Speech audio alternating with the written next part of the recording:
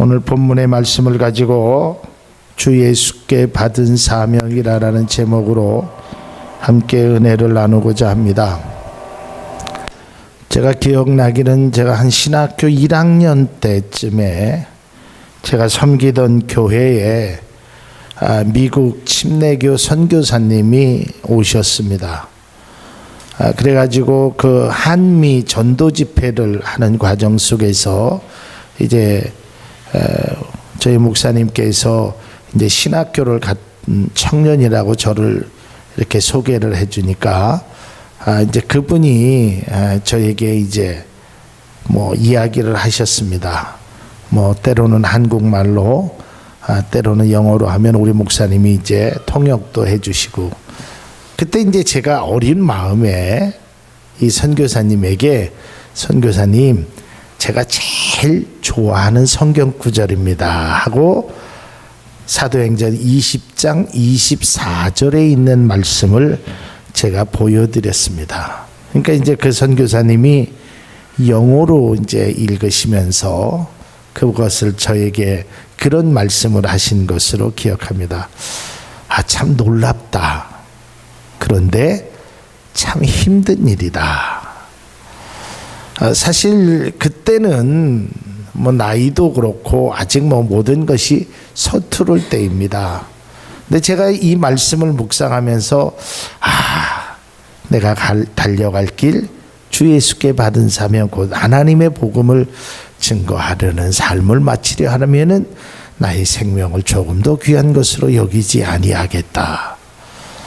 근데 제가 믿음이 부족해서 그런지 갈수록 이 말씀을 읽어보면서 예전과 같은 그러한 굳은 의지보다는 두려움이, 때로는 떨림이, 때로는 저 자신의 부족함을 느끼게 되었습니다. 사실 믿음의 사람이라면 이 사도행전 20장 24절에 있는 말씀을 많이 들어보았을 것입니다.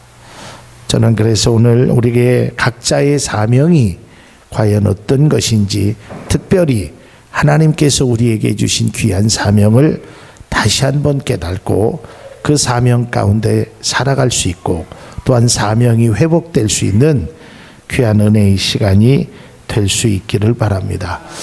자, 이제 중요한 것은 모든 것에는 사명이 존재한다라는 것을 우리는 먼저 기억해야 합니다. 하늘을 나는 새도 그렇고 물고기도 그렇고 또 만물의 영장인 사람에게도 사명이 있습니다. 여러분, 이것은 비단 생명력이 있는 것만 사명이 있는 것이 아니라 무생물에게도 사명이 있습니다. 이 사명을 다른 말로 하면 존재의 이유가 있다라는 것입니다. 존재의 가치가 있다라는 것입니다. 여러분, 이 세상에 있는 것들 중에 하나도 쓸모없는 것은 사실 아무것도 없습니다. 우리가 그 쓸모없는 잡초를 보통 쓸모없는 것이라고 해서 다 뽑고 그렇지만, 우리가 느끼지 못해서 그렇지, 우리가 알지 못해서 그렇지, 분명히 그 잡초도 분명한 목적이, 또한 사명의 존재의 가치가 분명히 있다고 생각되어집니다. 우리가 의학적으로 보면 이 편도선이 잘 부는 분들이 있습니다. 그래서 이 편도선 때문에 많이 고생하는 분들, 그래서 때로는 그 편도를 잘라내기도 하고, 이 편도가 아무 역할을 못한다라고 과거에는 그렇게 생각했다고 합니다.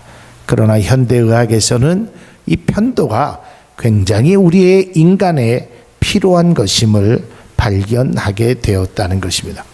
이와 마찬가지로 우리가 보기에는 쓸모없이 보이고 우리가 보기에는 존재의 가치가 없이 보이는 것이라 할지라도, 하나님께서 분명히 이 세상에 창조하셨을 때는 분명한 목적과 뜻과 존재가 있다라는 사실을 우리 모두 인식할 수 있기를 바랍니다. 그래서 여기 계신 모든 분들은 믿음은 다양할 것입니다. 또한 여러분들의 환경도 다양합니다. 그리고 여러분이 하시는 일도 또 주를 향한 마음도 각자 다를 것입니다. 그러나 공통적인 것이 하나 있습니다.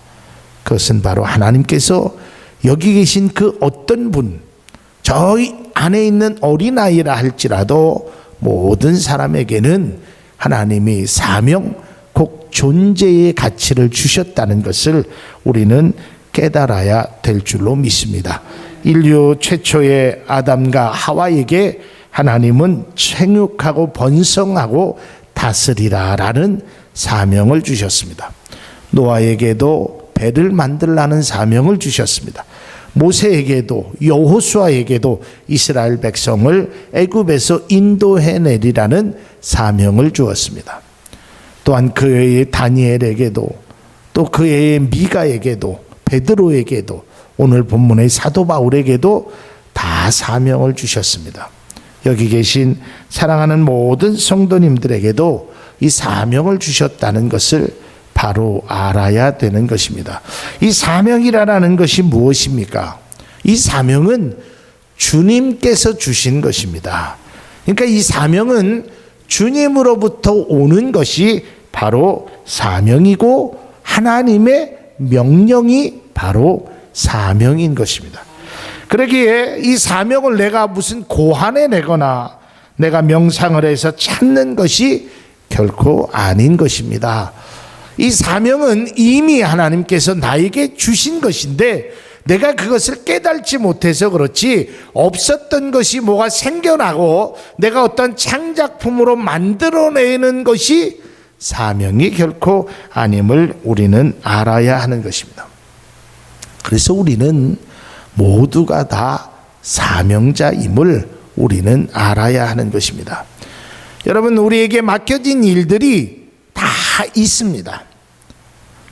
때로는 반주자로, 때로는 성가대원으로, 때로는 여전도의 회원으로, 때로는 남전도의 회원으로, 뭐 등등 뒤에서 자막하는 일로 등등 모든 일들 속에 하나님의 사명이 분명히 있음을 우리는 깨달아 알아야 하는 것입니다. 오늘 이 시간에 예배를 드리는 사랑하는 성도 여러분, 여러분이 그동안 모르고 있었다면, 그동안 깨달지 못했다면 하나님께서 여러분에게 주신 그 사명을 다시 한번 깨닫는 귀한 은총이 있기를 주님의 이름으로 축복을 드립니다.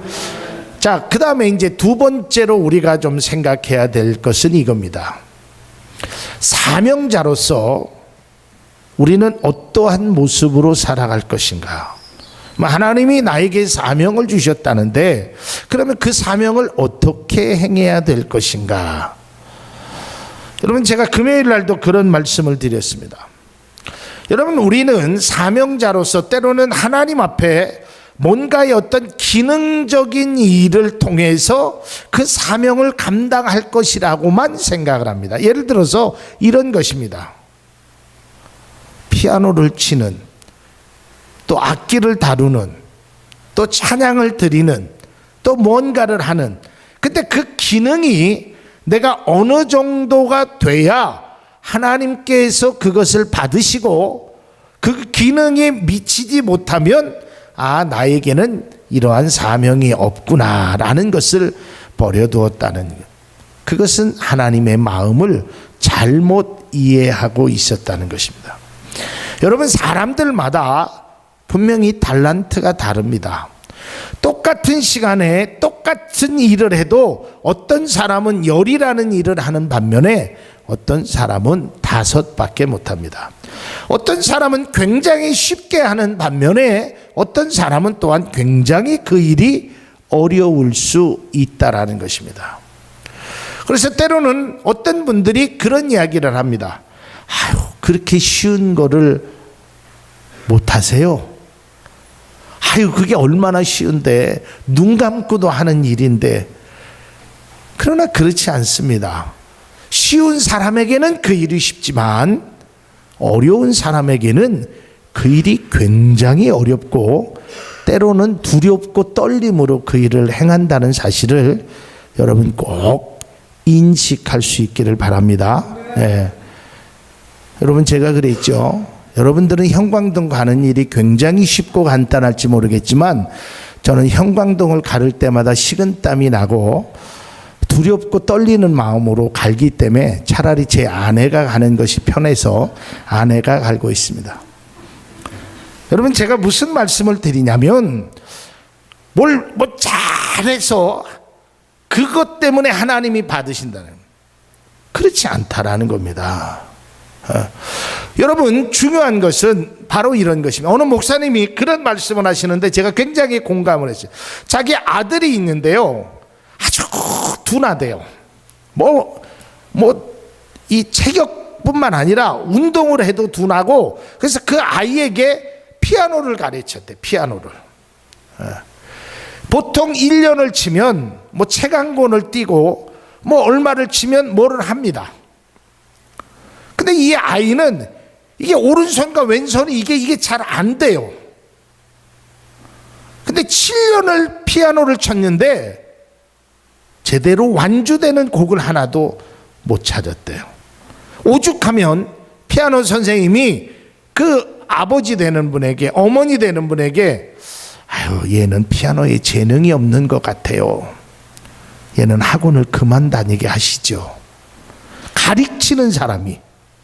이때 그 목사님이 그런 말씀을 드렸대요. 선생님, 저는 이 아이에게 피아노를 가르치기 위함이 아닙니다. 저는 이 아이가 음악을 알았으면 합니다. 여러분, 이 아이가 지금은요, 비록 피아노는 잘 못 치지만 음악을 편곡하고 음악을 만드는 일을 행한다고 합니다. 여러분, 저는 그 말씀을 듣고 그런 것이구나. 그런 것이에요.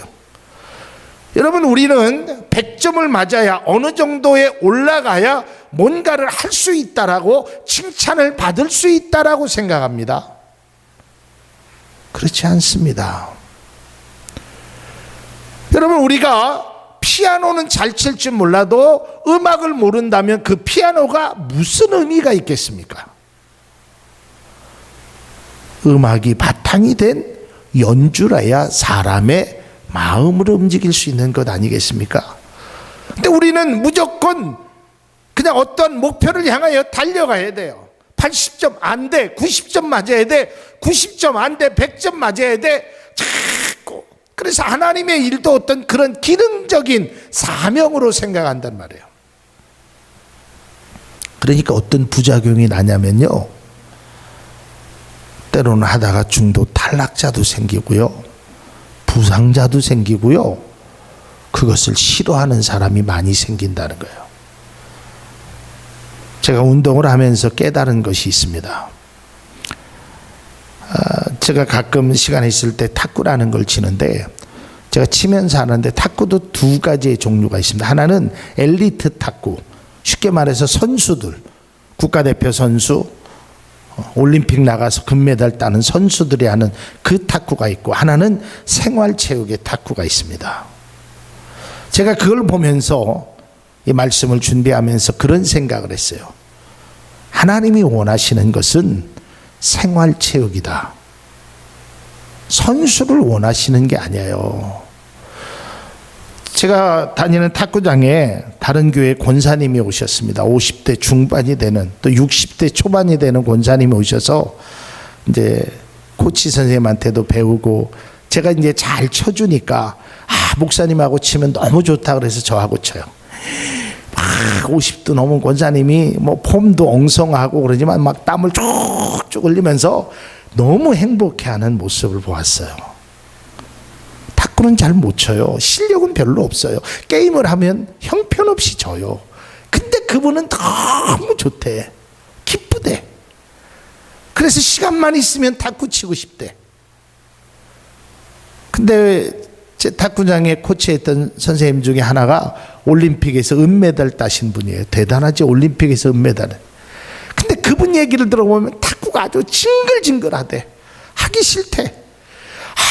그때 맞아가면서 막 허리에는 디스크가 생기고, 이거 왜 해야 되나? 제가 그때 깨달았어요. 한번 따라해 보실까요? 사명은 즐거움으로 해야 한다. 아멘. 여러분, 우리가 하나님 앞에 무슨 올림픽 금메달 따는 선수처럼 하기 싫은데 하루에 10시간 20시간 막 내 몸을 막 해가면서, 하나님이 결코 그런 것을 원하지 않아요. 피아노를 좀 못 쳐도 괜찮다는 거예요. 미술을 좀 못 그려도 괜찮다는 거예요. 네가 즐거워야 된다는 거예요. 근데 즐겁지도 않은데 부모가 막 하라고 하잖아요.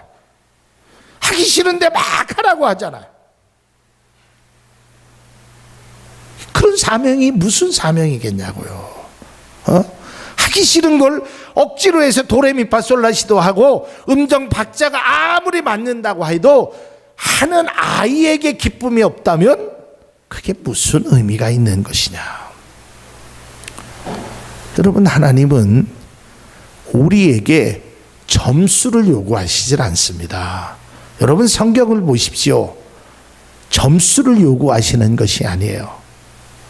뒤에도 말씀드리겠지만 우리가 그 일을 할 때 즐거움으로, 정말 기쁜 마음으로 그 일을 행하는 것을 원하고 있다라는 사실을 반드시 기억할 수 있기를 바랍니다. 자, 오늘 사도 바울이 이제 로마로 향하여 가는 겁니다. 죽음의 길입니다. 뭐가 즐겁겠습니까? 오늘 성경 25절에 뭐라고 그랬습니까? 여러분들은 내 얼굴을 다시는 보지 못할 수 있습니다. 이랬거든요. 그러니까 죽음의 길이라는 것, 또 오늘 22절에 보면 환난과 결박이 나를 기다린다라고 말하고 있습니다. 무슨 일을 당할지도 잘 몰라요. 그러나 분명한 것은 고난의 길이고 죽을 수도 있다라는 그러한 위험한 길입니다. 뿐만 아니라 주변에 있는 사람들이 말렸습니다.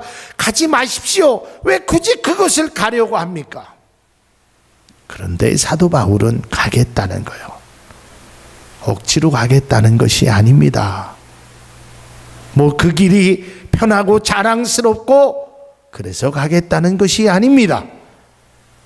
내게 받은 사명이기 때문에 나는 즐거움으로 가겠다는 것입니다. 이게 중요한 것입니다. 여러분, 우리가 사명하면 잘못 생각하는 것 중에 하나가 뭐냐면, 뭐 선교사님처럼 막 죽어라고 고생을 하고, 때로는 요한처럼 순교를 당하고, 선교를 하다가 순교를 당하고, 또 핍박을 당하고 매를 맞고, 뭐 이런 것만 사명이라고 생각하면 안 되는 것입니다. 내가 할 수 있는 것, 내가 기쁨으로 할 수 있는 것, 그것을 하나님이 기쁘시게 받은다는 사실을 기억하시기를 바랍니다. 이게 진정한 사명이 되는 것입니다. 그리고 마지막으로 우리의 이 사명 가운데 다시 한번 생각해야 될 것이 있습니다. 그것은 바로 헌신이라는 것입니다. 여러분, 제가 앞서도 운동을 비유하면서 얘기했어요. 우리는 선수가 되는 것이 아니라 즐거운 마음으로 그 일을 행하면 된다. 이게 이제 제가 다니는 운동의 마음입니다. 즐거운 마음으로 하면 됩니다. 즐거운 마음으로.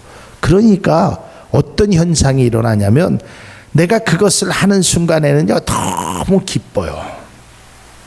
시간 가는 줄을 몰라요. 제가 가끔 이렇게 주차하는 공간에 그 에어로빅 하는 그 학원이 있거든요.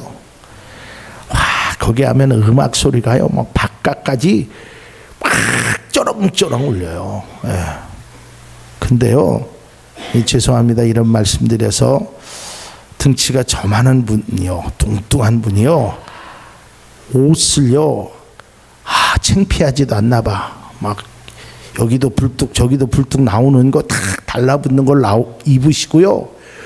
와, 뛰는데 대단히 열심히 막 다들 보면 제가 미친 사람 같이 뛰어다녀요. 막 노래에 맞춰서 그 에어로빅을 하는데, 제가 아는 목사님 사모님도 자기는 그 에어로빅 하는 순간이 가장 행복하대요.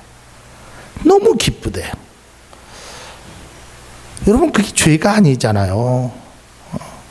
여러분 무슨 운동을 하든 뭐를 하든지 간에 정말 우리가 이 헌신이라는 것이 뭐냐면 마음과 정성을 다해서 하는 것이 헌신인 것입니다. 그러니까 정말 기쁨으로 우러나서 행하는 것이 헌신이 돼야 돼. 그러니까 하나님의 받은 사명은 우리가 어떤 결과지향적으로 내가 1년에 전도를 몇 명 했느냐, 내가 어떠한 일을 행했느냐, 이것에 초점을 맞추면 우리는 가다가 올림픽 선수들이 금메달 따지 못하면 울고 시상대 앞에서 좌절하고 무릎 꿇고 다시는 운동하지 않겠다고 도망가는 그러한 모습으로 살아가게 된다니까요. 하나님은 그것을 원하시는 것이 아니에요. 하나님은 우리가 100점 이것을 원하시는 것이 아니라 네가 가지고 있는 달란트가 20점이면 거기 안에서 열심히 하면 되는 거예요. 그게 중요한 것이에요. 여러분 우리가 이 말씀하면 늘 생각나는 거 있잖아요. 5달란트 받은 자와 2달란트 1달란트 받은 자. 여러분 5달란트 받은 자가 야 너는 이렇게 많이 남겼으니까 그렇지 않아요. 얼마나 남겼느냐가 중요한 것이 아니라 어떻게 남겼느냐가 더 중요한 것입니다. 무엇을 남겼느냐가 더 중요한 것입니다. 근데 우리는 뭐든지 많은 것을 남기고 하나님 앞에 내가 어떤 큰 일을 해야 큰 사명이라고 생각해요. 그렇지 않아요. 여러분 믿음의 초석은 하나님의 미랄이 믿음의 초석이라는 것을 반드시 기억할 수 있기를 바랍니다. 그래서 우리 교회에서 우리에게 필요한 하나님의 사명은 목사에게만 있는 것이 아니라 장로님에게만 있는 것이 아니라 여기 있는 모든 사람이 다 사명자가 된다는 것입니다. 그러니까 우리는 그 일을 하나님 앞에 그리스도인으로서의 사명을 감당하면 되는 것이에요. 여러분들이 무슨 교회를 뭐 크게 전도를 수백 명, 그 일은 그분들이 하는 거예요. 그런 사명을 가진 분들이 하는 거예요. 그런 것을 안 하면 나는 사명을 안 받았다고 생각하는 것은 바르지 않다라는 것이에요. 작은 것 하나, 정말 아무것도 아닌 그것이 귀한 역사를 만든다는 것을 여러분 꼭 기억할 수 있기를 바랍니다. 오늘 사도 바울은 다시 한번 이야기합니다. 내가 그 일을 마치려 하면은 나의 생명을 조금도 귀한 것으로 여기지 않는다. 이 말이 무엇입니까? 나보다 그것이 더 중요하다라는 것이에요. 그러니까 내가 여러분 정말 하고 싶은 일을 여러분 한번 한다고 생각할 때 한번 여러분의 마음과 여러분의 모습을 한번 보세요. 얼마나 즐겁습니까? 얼마나 행복합니까? 그때 딴 생각이 들던가요? 그때 근심과 걱정이 들던가요? 아니에요. 너무 행복해. 너무 좋아. 땀을 흘려도 좋아요. 시간 가는 줄 몰라요. 누가 쳐다봐도 창피하지 않아요. 이게 바로 그 일이 즐거움이에요. 복음의 사명자도 마찬가지입니다. 하나님을 믿는 우리에게도 마찬가지입니다. 과연 내가 즐거운 일이, 내가 하는 일이 무엇인지를 우리는 다시 한번 바라봐야 된다라는 것입니다. 앞서 서두에도 말씀드렸듯이 이 사명은 우리가 태어나는 순간 또 예수 그리스도를 믿는 순간 모두에게 주신 것입니다. 이것을 깨달은 사람도 있고 못 깨달은 사람도 있을 줄 압니다. 여러분, 사명에 부담을 가져서는 안 되는 것입니다. 여러분, 사명은 결코 부담으로 하는 것이 아닙니다. 사명은 믿음으로 행하는 것이 되어야 됩니다. 정말 하나님 앞에 받은 사명 그 어떤 것이라도 정말 내가 기뻐할 수 있고 하나님 앞에 한번 기도해 보세요. 하나님께서 나를 이걸 하라는데 나 정말 하기 싫습니다. 정말 하나님이 이거는 내가 좀 하기 싫습니다. 하나님 앞에 그렇게 솔직하게 내려놔 보세요. 하나님께서 여러분에게 다른 길을 인도해 주실 것입니다. 그러니 그래 네가 정이 힘들어 하는구나. 그러면 이 일을 행해라. 왜 힘든데 왜 억지로 뭔가를 하시려고 해요? 그렇다고 해서 내가 좋은 건 내 입맛에 맞는 것만 행하라고 말하는 것은 결코 아닙니다. 받은 사명을 기쁨으로 행하십시다. 그리고 그 받은 사명을 정말 하나님께서 나를 귀한 것으로 여기셨다면 여러분 1달란트를 남기셔도 괜찮습니다. 아니 믿져도 괜찮습니다. 여러분 5달란트 받은 자가 때로는 장사를 해서 믿졌다고 쳐보십시오. 예수님이 혼내셨을까요? 그렇지 않아요. 1달란트 받은 자가 믿지면 혼날 거라고 생각했기 때문에 묻어두었다 그랬어요. 이때 주님이 너는 나를 잘 모른다 그랬어요. 하나님은 우리에게 기능을 요구하시는 것이 아닙니다. 성적을 요구하시는 것이 아닙니다. 우리의 마음을 요구하고 있는 것입니다. 조금 더 귀한 것으로 여기지 아니하겠다는 그 마음, 그리고 주님의 일을 행함으로써 내가 그저 열심히, 결과는 상관없습니다. 그 마음만 주님이 받으십니다. 여러분 전도를 1년 동안 해서 한 명도 열매를 맺지 못한 사람이 있다고 칩시다.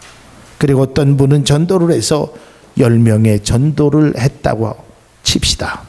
아마 교회에서는 10명에 있는 사람에게 전도상을 줄 것입니다. 그러나 우리 하나님은 결코 그렇지 않습니다. 10명을 맺었느냐 단 한 명도 안 맺었느냐는 중요하지 않습니다. 그 사람에게 한 영혼을 천하보다 귀하다는 그런 믿음을 가지고 전도했느냐 안 했느냐의 상에 또한 사명에 초점이 있다라는 사실을 반드시 기억할 수 있기를 바랍니다.